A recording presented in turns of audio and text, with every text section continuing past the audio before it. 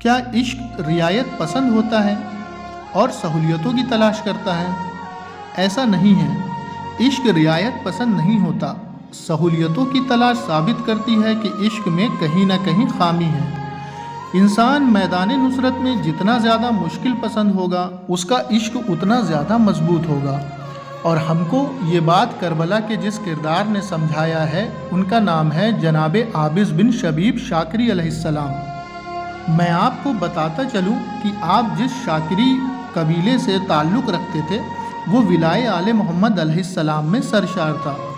بروز صفین مولا علی علیہ السلام نے فرمایا، اگر بنی شاکری کی تعداد 1000 تک پہنچ جاتی تو زمین پر اللہ کی عبادت ایسے ہوتی کہ جیسے عبادت کا حق ہے، اور زیارت نہیا میں آپ پر سلام بھی وارد ہوا ہے۔ جناب عابس بن شبیب اپنے وقت میں نامی بہادر لاسانی سپاہی تھے اور امیر کائنات کے شیعوں میں مشہور شیعہ تھے۔ ساتھ ہی ساتھ آپ بلند خطیب اور عبادت میں یکتا بزرگ تھے۔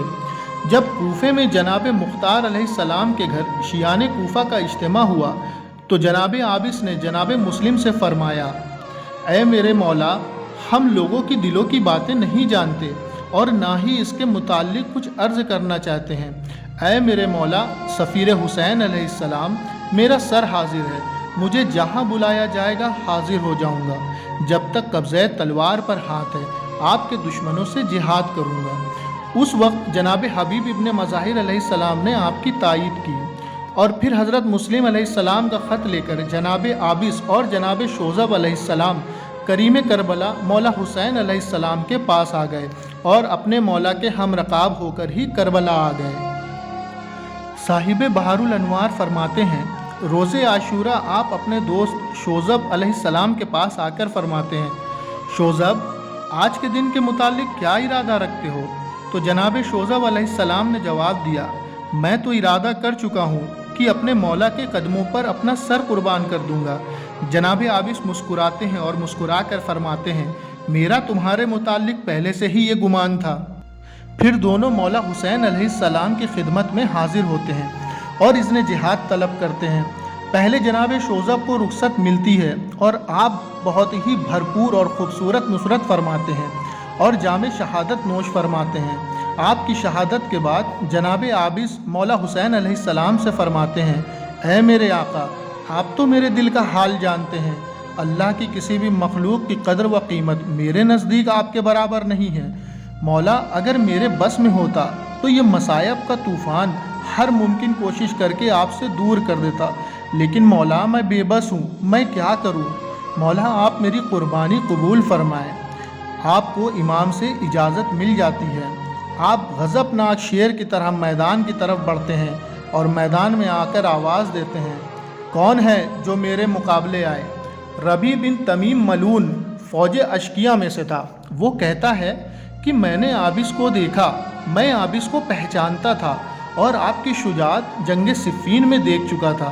جب عابس علیہ السلام نے للکارا تو میں نے پکار کر کہا، لوگوں، یہ شخص شیروں کا شیر ہے، کوئی بھی اس کے مقابلے آیا تو مجال نہیں کہ بچ کر جائے گا۔ جب لشکریوں نے اس کی آواز سنی تو سب کے حوصلے پست ہو گئے۔ جب جناب عابس علیہ السلام نے دیکھا کہ مقابلے کے لیے کوئی نہیں آتا تو آپ مسکرائے اور پھر پکارا، اے ابن سعد ملعون، میں تو بھوکا اور پیاسا ہوں، مگر تمہارے سیراب کتے میدان میں نہیں آتے، چل تو ہی آ جا۔ جب ابن سعد نے سنا تو بوکھلا گیا اور اپنے فوجیوں کو اکسانا شروع کیا، مگر تب بھی کوئی میدان کی جانب نہ بڑھا تو اس نے حکم دیا کہ آپ پر پتھروں کی بارش کر دو۔ آپ پر جب پتھروں کی بارش شروع ہو گئی تو آپ نے اپنی زرہ کے بند کھولنا شروع کر دیا اور زرہ اتار کر پھینک دی، اور لشکر شام سے مخاطب ہو کر فرمایا، اے بزدلوں، یہ پتھر مجھے راہ عشق مولا حسین علیہ السلام میں پھولوں کی طرح نظر آ رہے ہیں، لیکن اب میں تم پر بجلیوں کی بارش کروں گا۔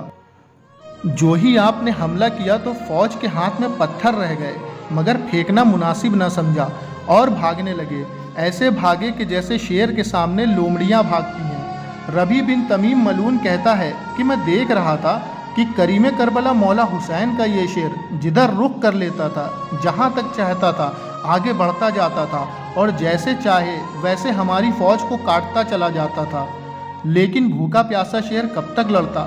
जख्मों से चूर होकर करबला की ज़मीन पर तशरीफ़ लाया और एक मलून ने आपका सर जिस्म से जुदा कर दिया और मलून आपस में लड़ने लगे और हर मलून कहता था कि मैंने आबिस अलैहिस्सलाम को शहीद किया है। जब उम्र साद मलून के पास ये झगड़ा पहुंचा तो उसने कहा, तुम सब बकवास करते हो, तुम में से किस में ये जुर्रत है कि आबिस अलैहिस्सलाम को तन्हा कत्ल कर दे। ये क्यों नहीं कहते कि तुम सब ने मिलकर इन्हें कत्ल किया है। तो दोस्तों, जनाब आबिस अलैहिस्सलाम ने हमें ये दर्स दिया कि इश्क का रास्ता अख्तियार करोगे तो तुम एक ख़ास दायरे में आ जाओगे और वो ख़ास दायरा वो होगा कि जिसमें आशिकों के अलावा कोई नहीं रह सकता। और फिर अपनी कुर्बानी पर अपने मालिक मौला अलैहिस्सलाम के एहसान मंद रहोगे, न जिस्म पर ज़िरा रखोगे और ना ही ज़ख्मों का दर्द रखोगे।